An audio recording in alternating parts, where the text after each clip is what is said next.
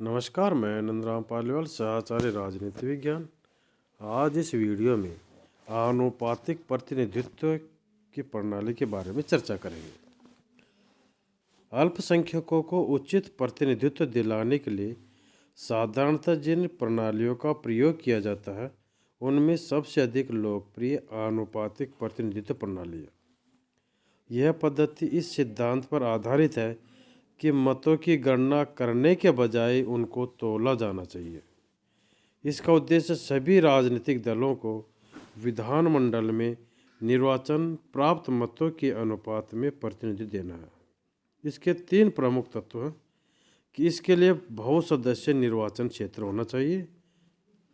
दूसरा, कोई उम्मीदवार पूर्ण सापेक्ष बहुमत प्राप्त करने के आधार पर नहीं चुना जाता, बल्कि मतों का एक निश्चित कोटा प्राप्त करने पर विजयी होता, जो डाले गए मतों के भरे जाने वाले की संख्या से भाग देने पर प्राप्त होता।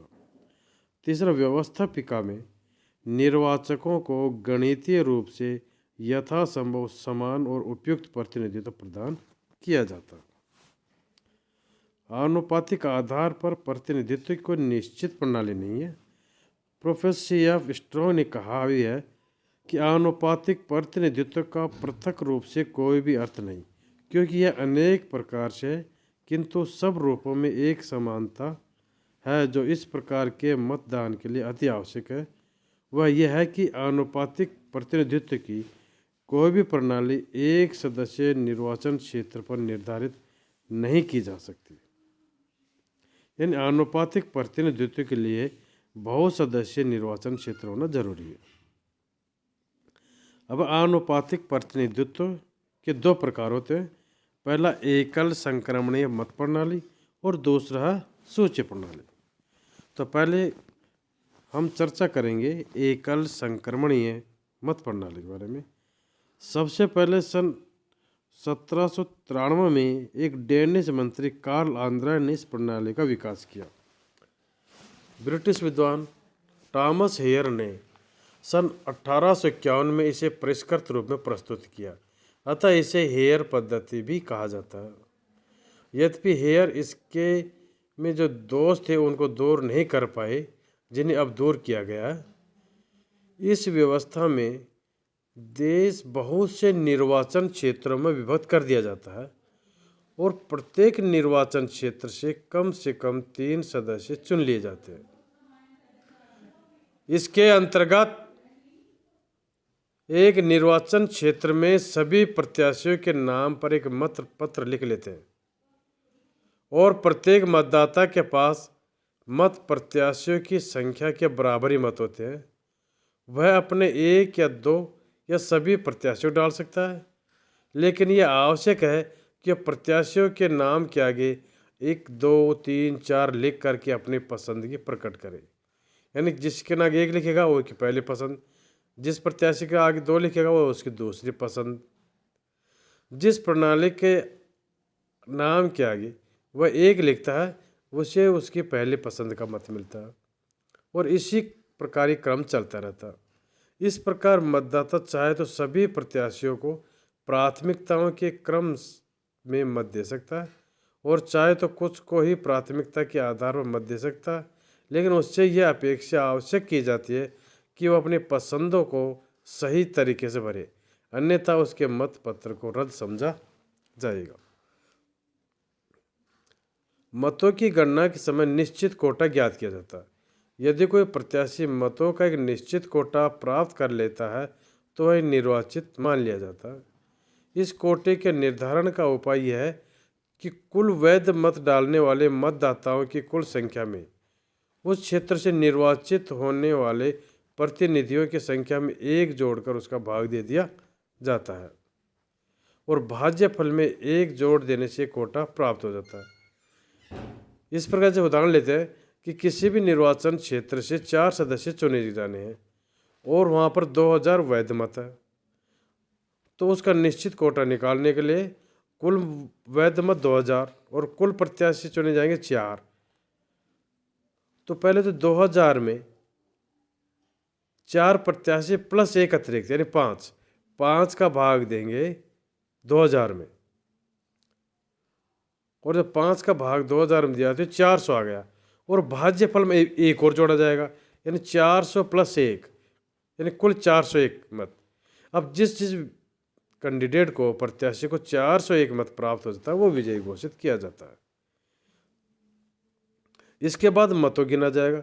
जिस उम्मीदवार को निश्चित कोटे के अंक के समान अथवा उससे अधिक मत प्राप्त होते हैं तो उसे सफल घोषित कर दिया जाता है। अगर कुछ स्थान खाली रह जाते हैं तो जिस उम्मीदवार को सबसे कम मत मिले हैं उसे निकाल दिया जाता है और अंकित दूसरी प्राथमिकता के क्रम के अनुसार उसे प्राप्त मतों को दूसरे उम्मीदवारों के पक्ष में हस्तांतरित कर दिया जाता है। यह प्रक्रिया तब तक चलती रहती है जब तक कि सभी स्थान नहीं भरे जाते और अन्य उम्मीदवारों के चुनाव दंगल से हटने के पश्चात अपेक्षित संख्या में ही उम्मीदवार मैदान में रह जाते हैं। इस प्रकार उन्हीं उम्मीदवारों को निर्वाचित घोषित किया जाता है जो फालतू मतों के हस्तांतरण के पश्चात चुनाव अंक प्राप्त कर लेते हैं अथवा जो कम मत वालों उम्मीदवारों के मैदान से हटने के बाद शेष रह जाते हैं। अब ये सीखे दूसरी सूच्य प्रणाली। इस चर्चा अपन ने पहले जब चर्चा की अभी तो एकल संकट मत प्रणाली की, अब सूच्य प्रणाली। इस प्रणाली में भी बहुत सदस्य निर्वाचन क्षेत्रों का होना आवश्यक है। इसके अंतर्गत उम्मीदवार व्यक्तिगत रूप में नहीं बल्कि एक दलीय आधार पर खड़े किए जाते हैं। प्रत्येक दल अपने उम्मीदवारों की सूची तैयार करता है। वस्तुतः इसमें उम्मीदवारों को उनके राजनीतिक दलों के चिन्हों के अनुसार समूह में सूचीबद्ध कर दिया जाता है। अब जितने स्थानों को भरा जाना है हर दल उतनी संख्या में अथवा उससे कम अपने संभावित उम्मीदवारों की सूची प्रस्तुत करता है। मतदाता अपने मत किसी भी दल की पूरी सूची के पक्ष में देते हैं, व्यक्तिगत उम्मीदवारों को नहीं। अब डाले गए मतों की संख्या में निर्वाचित प्रतिनिधियों की संख्या में भाग देकर निर्वाचन अंक निकाल लिया जाता है। इसके पश्चात दल द्वारा प्राप्त मतों की संख्या को निर्वाचक अंक से भाग देकर यह सुनिश्चित किया जाता है कि प्रत्येक दल कितने स्थानों का अधिकारी है, अर्थात निर्वाचन में किस दल ने कितने प्रतिशत मत प्राप्त किए हैं और उसी प्रतिशत के अनुसार विविध दलों में स्थानों का बंटवारा किया जाता है।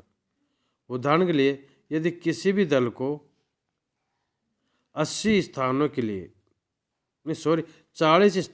50% मत प्राप्त हुए हैं तो व्यवस्थापिका के लिए उसके 20 प्रत्याशी चुने जाएंगे, यानी कुल स्थान 40 है और उसने 50% मत प्राप्त किए तो उसके 20 प्रत्याशी चुने जाएंगे। लेकिन ये 20 सदस्य उसी क्रम से लिए जाएंगे जिस क्रम से चुनाव से पूर्व सूची तैयार की गई थी। दल अपने फालतू मतों को पड़ोसी या किसी अन्य बहु सदस्य निर्वाचन क्षेत्र में ले जाकर या फिर अपने सभी फालतू प्रतिशत मतों को एकत्रित कर एक या अधिक स्थानों पर कब्जा करने का भी प्रयास करते हैं। वह दल चाहे तो अपने फालतू प्रतिशतता को किसी अन्य दल के पक्ष में भी स्थानांतरित कर दे जिससे एक वांछित उम्मीदवार के लिए स्थान सुनिश्चित किया जा सके। यह पद्धति सरल है। जे.एस. मिल के अनुसार यह पद्धति राज्य के अंदर स्थित विभिन्न दलों व समूह के बीच सीटें वितरित करने का सर्वश्रेष्ठ तरीका है। बेल्जियम, स्विट्जरलैंड, नॉर्वे, स्वीडन और डेनमार्क जैसे यूरोपीय देशों में इस पद्धति को व्यापक रूप से अपनाया गया है। तो इस प्रकार यह आनुपातिक प्रतिनिधित्व की 2 प्रणालियाँ थी, एकल संक्रमण मत प्रणाली और दूसरी सूच्य प्रणाली। अब हम चर्चा करेंगे कि आनुपातिक प्रतिनिधित्व प्रणाली के क्या गुण हैं। तो उसका सबसे बड़ा गुण है कि इसमें सभी वर्गों को उचित प्रतिनिधित्व मिल जाता है और इसका कारण है कि आनुपातिक प्रतिनिधित्व में बहुत सदस्य निर्वाचन क्षेत्र होता है, उनमें से एक स्थान तो लगभग सभी वर्गों को मिल जाता है। यह कहा जाता है कि जनता के सभी वर्गों को प्रतिनिधित्व प्रदान करने का यह सबसे उत्तम तरीका। इस पद्धति के अंतर्गत अल्पसंख्यकों को उचित प्रतिनिधित्व प्राप्त हो जाता है। जब विधानमंडल में प्रत्येक वर्ग को अपने विचार व्यक्त करने का अवसर प्राप्त हो जाता है तो लोकतंत्र अपने पूर्ण और वास्तविक रूप में प्रकट होता है। दूसरा गुण है बहुमत की निरंकुशता का भय नहीं। आनुपातिक प्रतिनिधित्व व्यवस्था में साधारणतः किसी एक दल को स्पष्ट बहुमत प्राप्त नहीं होता, अतः अल्पमत को बहुमत के पार्श्विक शासन का भय नहीं रहता। तीसरा, इसमें कोई भी मत व्यर्थ नहीं जाता। यह पद्धति मताधिकार को सार्थक बना देती है। यदि किसी का प्रथम वरीयता मत काम में नहीं आता तो दूसरी या तीसरी पसंद का मत काम में आता है।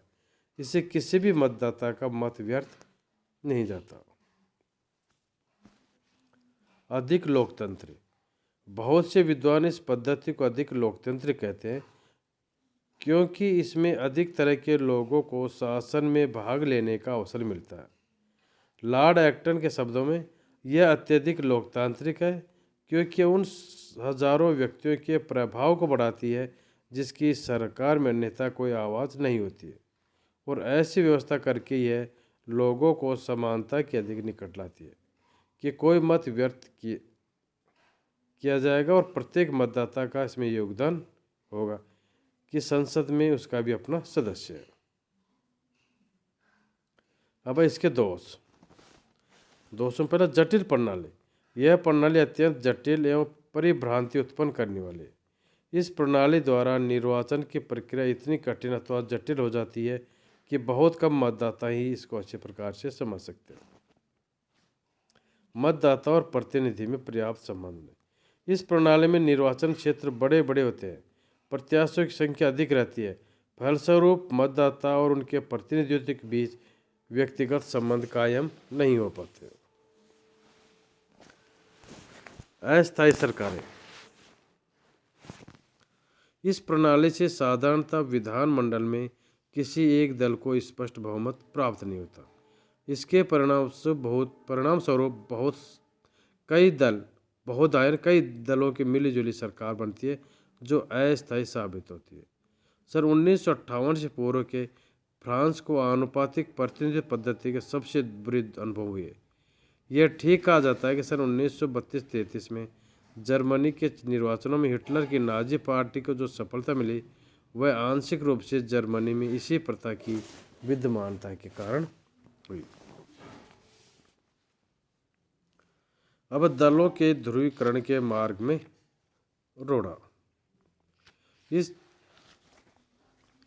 यह प्रणाली छोटे छोटे दलों को बढ़ावा देती है। यह अनुशासित दलों के विकास के मार्ग में बाधा डालती है तथा दलों में गुटबंदी के रोग को प्रोत्साहित करके जल्दी बदलने वाले गठजोड़ों को उत्पन्न करती है। इस प्रणाली से किसी भी देश में राजनीतिक दलों की संख्या घटने के बजाय निरंतर बढ़ती जाती है।